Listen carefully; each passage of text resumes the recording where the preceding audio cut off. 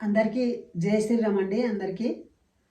So video చూస్తున్న ప్రతి ఒక్కరికి కూడా నా ధన్యవాదములు తెలియజేస్తున్నాను. సో ఫ్రెండ్, ఈరోజు నేను చెప్పవలసిన అంశం ఏమిటంటే, బైబిల్ దేవుడు ఎవరిని ఎప్పుడు వేసేస్తాడో తెలియదండి. సో దయచేసి మీరు అప్రమత్తంగా ఉండండి. యేసు దేవుడు అని ఎవరైతే నమ్ముతుంటారు కదా, వాళ్ళు చాలా పొరపడుతుంటారు, చాలా బాధల్లో చిక్కుకొని ఉంటారు. వాళ్ళు ఎప్పుడు చూసినా ఏడుచుకుంటూనే ఉంటారు. ఎందుకంటే ఆ దేవిని నమ్ముకున్న వ్యక్తి ఎవరు కూడా ప్రశాంతంగా ఉండలేరు. సో హిందూ బంధువులారా, మీకు అందరికీ నా ధన్యవాదం తెలియజేస్తున్నాను. ఎందుకంటే ప్రతి ఒక్కరు కూడా ఈ వీడియోని లైక్ చేసి సబ్స్క్రైబ్ చేసుకునండి. క్రైస్తవులు ఎవరు కానీ ఈ వీడియో చూస్తారు కానీ వాళ్ళు లైక్ కానీ సబ్స్క్రైబ్ కానీ చేసుకోలేరు. ఎందుకంటే నేను ఎంతగానో ప్రేమిస్తూ వాళ్ళని దగ్గర గుంజుకొని వాళ్ళకి నిజం తెలపాలని ప్రయత్నిస్తున్నా, కానీ వాళ్ళు నాకు మాత్రం ఎంత మాత్రం సపోర్ట్ చేయరు, నా వీడియోని లైక్ కానీ చేయరు. సో నాకు ఎవరైనా సపోర్ట్ చేస్తారంటే మన దేశం కోసమై, మన ఒక రాజ్యం కోసమై, మన సంప్రదాయం కోసమై, మన దేవి దేవతలను హింసిస్తున్న ముఠాలు చాలా పనిచేస్తున్నాయి. పాస్టర్ అనే ముఠాలు, మత మార్పిడి ముఠాలు చాలా మట్టుకు పనిచేస్తున్నాయి.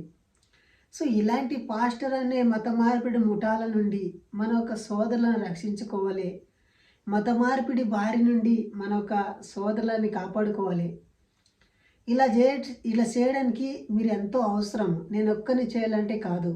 ఎందుకంటే ఎంతోమంది పాడైపోతున్నారు. బైబిల్ బారిన పడి యేసుక్రీస్తు బారిన ప్రార్థన చేసుకుంటూ ఎంతోమంది నాశనం పోతున్నారు. సో చూడండి, ఒక సాటి అయిన సోదరుడు నాశనం పోరాదు. చూడండి, ఒక సాటి అయిన సోదరుడు ఒక బైబిల్లో మాయలో పడి, ఆ ఒక ట్రాన్స్లో పడి నశించిపోతాడంటే మనం చూసి ఊకుంటే అది చాలా తప్పు అవుతుంది. అంతేకాదండి, బైబిల్ని తప్పు అని చెప్పడానికి మేము ఏ పార్టీ వాళ్ళం, కానీ బైబిల్ తప్పు అనడం మేము అనడం లేదు. దాంట్లో కొన్ని అసాంఘిక కార్యాలు జరుగుతున్నాయి. దాంట్లో అంత సైకలాజికల్ చాలా ఎక్కుతుంది. క్రైస్తవుడు ఏం చేస్తుంటాడు, హిందువుల దగ్గర వచ్చి సువార్త చెప్తుంటాడు. కాబట్టి హిందువులని మత మార్పిడి చేయాలని వాళ్ళ టార్గెట్, వాళ్ళ ఉద్దేశం. వాళ్ళు ఎప్పుడు కూడా ముస్లింకు సువార్త చెప్పారు. సో చూడండి, నేను బైబిల్లో ఉన్నదే చెప్తాను, బైబిల్లో లేనిదే అని చెప్పాను. బైబిల్లో ఉన్నదే చదివి వినిపిస్తాను. సో వీడియో లెంత్ అవుతుంది కాబట్టి షార్ట్ కట్లో చెప్తున్నాను. నేను చెప్పి బైబిల్లో ఉన్నదో లేదో మీరు చూసుకోవాలి. నేనేమన్నాను స్టార్టింగ్లో, దేవుడు ఎవరినైనా ఎప్పుడైనా వేసేస్తాడు. అంటే ఒక కసాయి వాడు తన ఒక గొర్రెని కానీ మేకని కానీ దానికి ఇష్టం వచ్చినా దాన్ని కోసుకొని తినక దానికి అధికారం ఉంటుంది. సో ఈ దేవుడు కూడా తనని నమ్మిన భక్తులని ఎప్పుడైనా ఎవరినైనా వేసేయచ్చు. సో ఉదాహరణకు చెప్తానండి, మోసే అనే వ్యక్తి ఉంటాడు. ఈ మోసే ఐగుప్తుల నుండి కొంతమందిని తీసుకొని వస్తాడు. నీకు కనాని దేశం చూపిస్తారా అని తీసుకొస్తాడు. వాస్తవానికి వాళ్ళకు కనాని దేశం ఇయ్యడు, అక్కనే వాళ్ళు చనిపోతారు. పాలు తేనెలు ప్రవర్తిస్తాయిరా అంటని చెప్పాడు. అబద్ధం. పాలు తేనెలు ప్రవర్తిస్తున్నాయి అనే మాటకు అర్థం ఏమిటంటే, ఒక నదిలో నీళ్లు ప్రవర్తిస్తుంటాయి కదా, ఓగు ప్రవర్తిస్తుంటాయి కదా, అలా ప్రవర్తిస్తాయంట. ఒక పక్క తేనె, ఒక పక్క నీళ్ళు, అంటే పాలు తేనెలు ఈ రెండు కలిపి ప్రవర్తిస్తుంటారా మనం వెళ్ళే దేశానికి. మన దేవుడు అంత మంచి దేశం ఇస్తాడరా అంటనే ఆశ చూపి తోలుకొచ్చాడు. ఎవరు? ఈ మోసే. ఈ మోసగాడు మాటలు విని ఆ జనాలంతా 6 లక్షల మంది ఇంచుమించు ముల్లె మూట చదువుకొని వచ్చారు. నట్ట సముద్రం దాటి ఇతల పక్క వచ్చిన తర్వాత దేవుడు వాళ్ళకి ఏం చేశాడంటే, సంఖ్యాకాండం 21వ అధ్యాయంలో అక్కడ కొన్ని వచనాలు ఉంటాయి. దేవుడు పాముల చేత కరిపించి వాళ్ళని హతం చేశాడు కదండి. ఇంకో నెక్స్ట్ సంఘటన ఏం చేశాడంటే, దేవిని మందస్సం ఉంటుంది. ఈ మందస్సము ఫిలిస్తీయులు అంటే అన్ని జనులు ఈ మందస్సాన్ని ఎత్తుకొని పట్టుకపోయి పడతారు.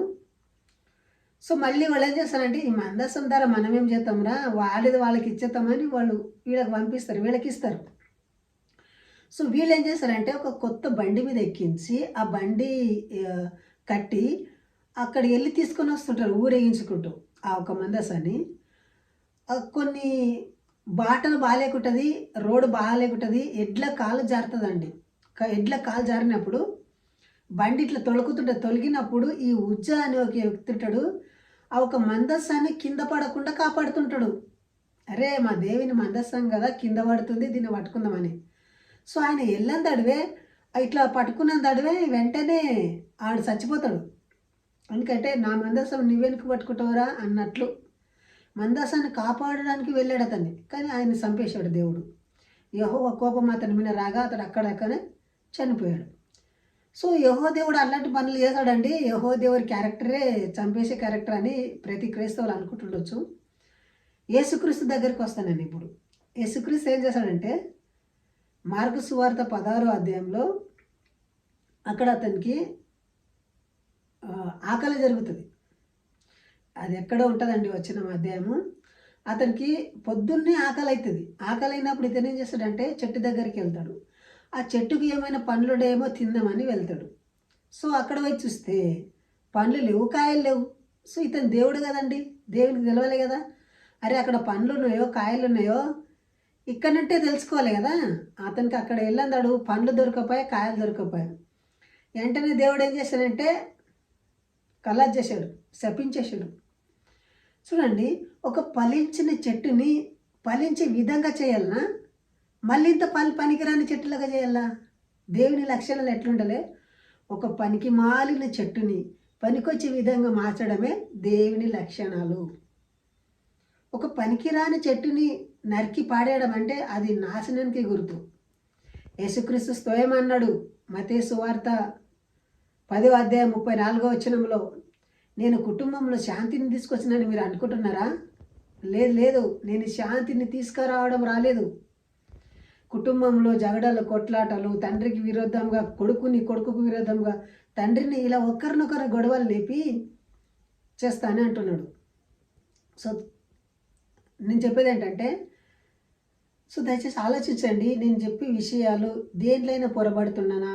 సో దయచేసి ఈ క్రైస్తవులు ఎవరైనా కానీ కమెంట్ చేసి చెప్పండి. సో వీడియో మీకు ఎట్లా అనిపించింది? ఒకవేళ మీకు నచ్చితే లైక్ చేసి సబ్స్క్రైబ్ చేయడం మర్చిపోకండి.